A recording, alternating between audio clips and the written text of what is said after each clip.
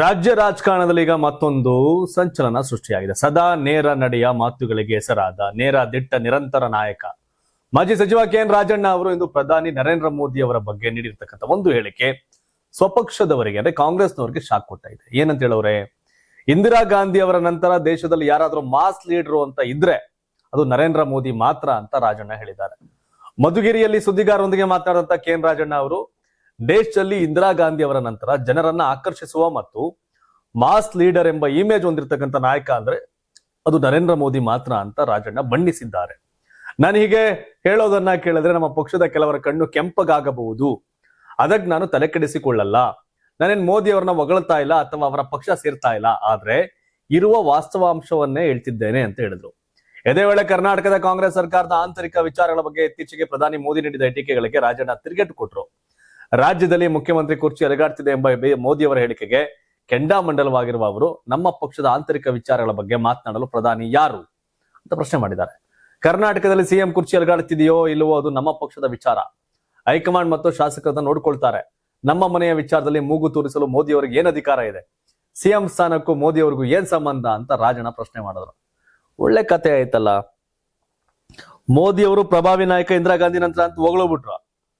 ಅಲ್ಲಿ ಬಿಜೆಪಿ ಅವ್ರು ಖುಷಿ, ಕಾಂಗ್ರೆಸ್ ಇವ್ರು ಕಸಿವಿಸಿ, ಮತ್ತೆ ಸಿಎಂ ಕುರ್ಚಿ ಅಳ್ಳಾಡ್ತಿದೆ ಅಂತ ಮೋದಿ ಅವರು ಹೇಳಿದ್ರ ಬಗ್ಗೆ ಹೇಳ್ತಾ ಅವ್ರು ಯಾರು ಮಾತಾಡಕ್ಕೆ ಅಂತಂದ್ರು. ಮತ್ತೆಗೇನ್ ಕಾಂಗ್ರೆಸ್ ಅವ್ರ ಖುಷಿ, ಬಿಜೆಪಿ ಅವ್ರು ಕಸಿವಿಸಿ. ರಾಜಣ್ಣ ಅವ್ರ ಸ್ಟ್ರೆಂತೇ ಇದು. ಅನ್ಸದ್ನ ತನಗೆ ಇಷ್ಟ ಬಂದಿದ್ನ ಬಹಿರಂಗವಾಗಿ ಮಾತನಾಡುವಂತ ಗುಂಡಿಗೆ ಇರೋ ಲೀಡರ್ ರಾಜಣ್ಣ. ಹಂಗ್ ಮಾತಾಡೆ ಮಂತ್ರಿಗಿರಿ ಕಳ್ಕೊಂಡ್ರು. Don't care culture Rajanna. But Rajanna ಹೇಳಿಕೆ ಹೌದು. ಈಗ ನಿಮ್ಗೆ ಇನ್ನೊಂದು ಗೊಂದಲ ಇರುತ್ತೆ. ಆಗ್ಲೇ ಕೇಳಿದ ಪ್ರಶ್ನೆ, ನರೇಂದ್ರ ಮೋದಿ ನಿಜವಾಗ್ಲೂ ಪ್ರಭಾವಿ ನಾಯಕರ ರಾಜಣ್ಣ ಹೇಳೋ ರೀತಿ? ನಿಮ್ಮ ಒಪಿನಿಯನ್ ತಿಳಿಸ್ಬೋದು ಕಾಮೆಂಟ್ ಮಾಡಂಗೆ. ಇನ್ನು ಕೇರಳ ಕತೆ. ಈಗ ಏನ್ ಕೇರಳದಲ್ಲಿ MLA ನಿಂತಿಲ್ಲ, MP ಅವರು. ಅದೇ VD ಸತೀಶನ್ ರಮೇಶ್ ನಿತ್ತಲ್ ಮಣ್ಣು ಹೊತ್ತಿರೋ ಗೆಲ್ಸಕ್ ಪಾರ್ಟಿನ ಅಲ್ಲಿ. ಆದ್ರೆ KC ವೇಣುಗೋಪಾಲ್ ಬೆಣ್ಣೆ ತಿಂದಷ್ಟೇ ಸುಲಭವಾಗಿ CM ಆಗ್ಬಿಡೋಣ ಅಂತ ಅನ್ಕೊಂಡಿದ್ರು. ಅದಾಗ್ಲಿಲ್ಲ. ಹೌದು, ಕಾಂಗ್ರೆಸ್ ನಾಯಕ ಮತ್ತು ಕೇರಳದ ವಿರೋಧ ಪಕ್ಷದ ನಾಯಕ VD ಸತೀಶನ್ ಕೇರಳದ ನೂತನ ಮುಖ್ಯಮಂತ್ರಿಯಾಗಿ ಆಯ್ಕೆಯಾಗಿದ್ದಾರೆ. ಕೇರಳದ ಉಸ್ತುವಾರಿ ಹೊತ್ತಿರ್ತಕ್ಕಂಥ ದೀಪ್ದಾಸ್ ಮುನ್ಷಿ ಅವರು ರಾಜ್ಯದ ನೂತನ CM ಹೆಸರನ್ನ ಘೋಷಣೆ ಮಾಡಿದ್ದಾರೆ. 5 ರಾಜ್ಯಗಳ ವಿಧಾನಸಭೆ ಫಲಿತಾಂಶ ಬಂದು 11 ದಿನ ಆಯ್ತು. ಕಾಂಗ್ರೆಸ್ ಹೈಕಮಾಂಡ್ ಈ ಆಯ್ಕೆಯನ್ನ ಘೋಷಿಸಿದೆ. ಇದೀಗ ಆ ಮೂಲಕ CM ಸ್ಥಾನದ ಮೇಲೆ ಕಣ್ಣಿಟ್ಟು ಹೈಕಮಾಂಡ್ ಮೇಲೆ ಪ್ರಭಾವ ಬೀರಿದ್ದ ರಮೇಶ್ ಚೆನ್ನಿತ್ತಲ ಮತ್ತು KC ವೇಣುಗೋಪಾಲ್ಗೆ ತೀವ್ರ ನಿರಾಸೆ ಉಂಟಾಗಿದೆ. 61 ವರ್ಷದ VD ಸತೀಶನ್ ಅವರು ವಿರೋಧ ಪಕ್ಷದ ನಾಯಕರಾಗಿರೋದನ್ನ ಬಿಟ್ರೆ UDF ಸರ್ಕಾರದಲ್ಲಿ ಯಾವುದೇ ಹುದ್ದೆಯನ್ನ ಹೊಂದದ ಮುಖ್ಯಮಂತ್ರಿಯಾಗಿ ಅಧಿಕಾರ ವಹಿಸಿಕೊಳ್ತಿರ್ತಾರೆ ಅನ್ನೋದು ಗಮನಾರ್ಹ. ಅಂದ್ರೆ ಏನೂ ಆಗಿರ್ಲಿಲ್ಲ ಅವರು. 2001ರಿಂದ MLA, ಬಟ್ ಈಗ ಮುಖ್ಯಮಂತ್ರಿ ಆಗ್ತಾ ಇದ್ದಾರೆ. ಗುಡ್. ಎರ್ನಾಕುಲಂನ ಮರಡು ಪುರಸಭೆಯ ನೆಟ್ಟೂರ್ನಲ್ಲಿ ವಡಸೇರಿ ದಾಮೋದರ ಮೆನನ್ ಮತ್ತು ವಿಲಾಸಿನಿ ದಂಪತಿಗೆ ಜನಿಸಿದ VD ಸತೀಶನ್ ತಮ್ಮ ಪ್ರಾಥಮಿಕ ಶಿಕ್ಷಣವನ್ನ ನೆಟ್ಟೂರು SV UP ಶಾಲೆಯಲ್ಲಿ ಮತ್ತು ಪ್ರೌಢಶಾಲಾ ಶಿಕ್ಷಣವನ್ನ ಪಣಂಗಾಡ್ ಪ್ರೌಢಶಾಲೆಯಲ್ಲಿ ಪೂರೈಸಿದ್ರು. ಕಾನೂನು ಪದವೀಧರರು ಆಗಿರ್ತಕ್ಕಂಥ VD ಸತೀಶನ್ ವಿದ್ಯಾರ್ಥಿ ಚಳುವಳಿಯ ಮೂಲಕ ರಾಜಕೀಯ ಪ್ರವೇಶ ಮಾಡಿದ್ರು.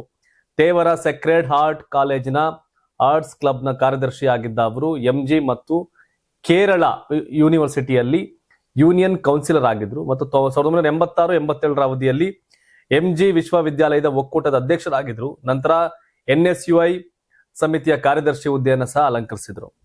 ಕಾಂಗ್ರೆಸ್ ಪಾರ್ಟಿ ಕೆಲಸ ಮಾಡಿದ್ದಾರೆ ಮೊದಲಿಂದ. ಇನ್ನೊಂದೇನು, ಕೇರಳದಲ್ಲಿ ಯಾರಾಗ್ತಾರೆ ಮುಖ್ಯಮಂತ್ರಿ ಅನ್ನೋ ದಿನಗಟ್ಟಲೆ ಎಷ್ಟು ದಿನ ಕಾಯ್ದು ನಡೆದ ಹಗ್ಗ ಜಗ್ಗಾಟಕ್ಕೆ ಕೊನೆಗೂ ತೆರೆ ಬಿದ್ದೈತೆ. ಆದ್ರೆ ಈ ಆಯ್ಕೆ ಹಿಂದೆ ದೆಹಲಿ ಮಟ್ಟದಲ್ಲಿ ನಡೆದಿರೋ ರಾಜಕೀಯ ಲೆಕ್ಕಾಚಾರ ಮಾತ್ರ ಸಾಮಾನ್ಯವಾದದ್ದಲ್ಲ. VD ಸತೀಶನ್ ಕೇರಳದ ನೂತನ ಸಾರಥಿಯಾಗಿ ಆಯ್ಕೆಯಾಗಿದ್ದಾರೆ. ಆದ್ರೆ CM ರೇಸ್ ನಲ್ಲಿ ಮುಂಚೂಣಿಯಲ್ಲಿದ್ದ ಪ್ರಭಾವಿ ನಾಯಕ KC ವೇಣುಗೋಪಾಲ್ ಸದ್ದಿಲ್ಲದೆ ಹಿಂದೆ ಸರಿದಿದ್ದೇಕೆ ಅನ್ನೋ ಪ್ರಶ್ನೆ ಮೂಡಿದೆ. ಕೇರಳ ಕಾಂಗ್ರೆಸ್ ನಲ್ಲಿ KC ವೇಣುಗೋಪಾಲ್, VD ಸತೀಶನ್ ಮತ್ತು ರಮೇಶ್ ಚೆನ್ನಿತ್ತಲ ನಡುವೆ CM ಪಟ್ಟಕ್ಕಾಗಿ ಭಾರಿ ಪೈಪೋಟಿ ನಡೆದಿತ್ತು. ಆದ್ರೆ ಅಂತಿಮವಾಗಿ ಅದೃಷ್ಟ VD ಸತೀಶನ್ ಅವರಿಗೆ ಒಲಿದಿದೆ. ಸತೀಶನ್ ಪರವಾಗಿ ವ್ಯಕ್ತವಾದ ಸಾರ್ವಜನಿಕ ಬೆಂಬಲ ಮತ್ತು ಮುಸ್ಲಿಂ ಲೀಗ್ ನಂತಹ ಮಿತ್ರ ಪಕ್ಷಗಳ ಸಪೋರ್ಟ್ ಈ ಆಯ್ಕೆಯಲ್ಲಿ ಪ್ರಮುಖ ಪಾತ್ರ ವಹಿಸಿದೆ. ಆದ್ರೆ ಇಲ್ಲಿ ಅಚ್ಚರಿಯ ವಿಚಾರ ಅಂದ್ರೆ CM ಸ್ಥಾನದ ಪ್ರಬಲ ಆಕಾಂಕ್ಷಿಯಾಗಿದ್ದ KC ವೇಣುಗೋಪಾಲ್ ಅವರು ಹೈಕಮಾಂಡ್ ನಿರ್ಧಾರವನ್ನ ಪೂರ್ಣ ಹೃದಯದಿಂದ ಸ್ವಾಗತ ಮಾಡಿದ್ದಾರೆ. ಈ ತ್ಯಾಗದ ಹಿಂದೆ ಒಂದು ದೊಡ್ಡ ರಾಜಕೀಯ ಭರವಸೆ ಅಡಗಿದೆ ಎನ್ನಲಾಗ್ತಾ ಇದೆ. ಸದ್ಯ ಮಲ್ಲಿಕಾರ್ಜುನ್ ಖರ್ಗೆ ಅವರು AICC ಅಧ್ಯಕ್ಷರಾಗಿ ಕಾರ್ಯನಿರ್ವಹಣೆ ಮಾಡ್ತಾ ಇದ್ದಾರೆ. ಅವರ ಅವಧಿ ಮುಗಿದ ನಂತರ ಅಖಿಲ ಭಾರತ ಕಾಂಗ್ರೆಸ್ ಸಮಿತಿಯ ಅಂದ್ರೆ AICC ಅಧ್ಯಕ್ಷ ಪಟ್ಟವನ್ನ KC ವೇಣುಗೋಪಾಲ್ ಅವರಿಗೆ ನೀಡಲು ಹೈಕಮಾಂಡ್ ಚಿಂತನೆ ನಡೆಸಿದೆ ಎಂಬ ಮಾಹಿತಿ ಲಭ್ಯವಾಗಿದೆ. 1 ವರ್ಷದ ಬಳಿಕ KC ವೇಣುಗೋಪಾಲ್ ಪಕ್ಷದ ಸರ್ವೋಚ್ಚ ಪೀಠವನ್ನು ಅಲಂಕರಿಸುವ ಭರವಸೆಯನ್ನ ಗಾಂಧಿ ಕುಟುಂಬ ಕೊಟ್ಟಿದೆಯಂತೆ. ಈ ಕಾರಣದಿಂದಲೇ ಅವರು ಕೇರಳ ಮುಖ್ಯಮಂತ್ರಿ ಸ್ಥಾನದ ರೇಸ್ನಿಂದ ಹಿಂದೆ ಸರಿದು ರಾಷ್ಟ್ರ ರಾಜಕಾರಣದಲ್ಲಿ ಮುಂದುವರಿಯಲು ನಿರ್ಧಾರ ಮಾಡಿದ್ದಾರಂತೆ. ಡಿ.ಕೆ. ಶಿವಕುಮಾರ್ಗೂ ಹಿಂಗೆ ಹೇಳಿದ್ರಂತೆ. 2.5 ವರ್ಷ ಆದ್ಮೇಲೆ ಕೊಡ್ತೀವಿ ಅಂತ ಹೇಳಿದ್ರಂತೆ. ಆಮೇಲೆ ಕೈ ಕೊಟ್ರಂತೆ. ಈಗ 3 ವರ್ಷ ಆಯ್ತಂತೆ. ಈಗ ಕೊಡ್ತಾರಂತೆ. ಕಾಂಗ್ರೆಸ್ನಲ್ಲಿ ಹಣೆ ಬರ ಇದೆಯಲ್ಲ, ಸೋನಿಯಾ ಗಾಂಧಿ, ಪ್ರಿಯಾಂಕಾ ಗಾಂಧಿ, ರಾಹುಲ್ ಗಾಂಧಿ ಹೊರತುಪಡಿಸಿ ಎಲ್ಲರಿಗೂ ಕೂಡ ಬೆಣ್ಣೆ ಹಚ್ಚ ಕಾರ್ಯಕ್ರಮಗಳೇ.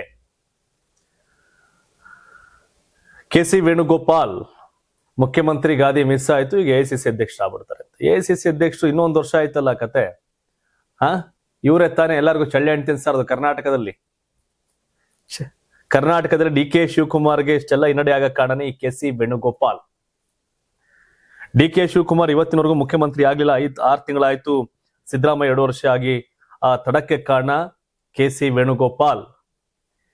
ಕೇರಳದ ಕೆ.ಸಿ. ವೇಣುಗೋಪಾಲ್ ಇವತ್ತು ಮುಖ್ಯಮಂತ್ರಿ ಆಗಿಲ್ಲ. ತಾನು ಮಾಡಿದ್ದು ವಾಪಸ್ ತನ್ಗೆ ಹೊಡೆಯುತ್ತೆ ಅಂದ್ರೆ ಪಾಲಿಟಿಕ್ಸ್ ಅಲ್ಲಿ ಇದೆ ಅಂತ ಅನ್ಸುತ್ತೆ.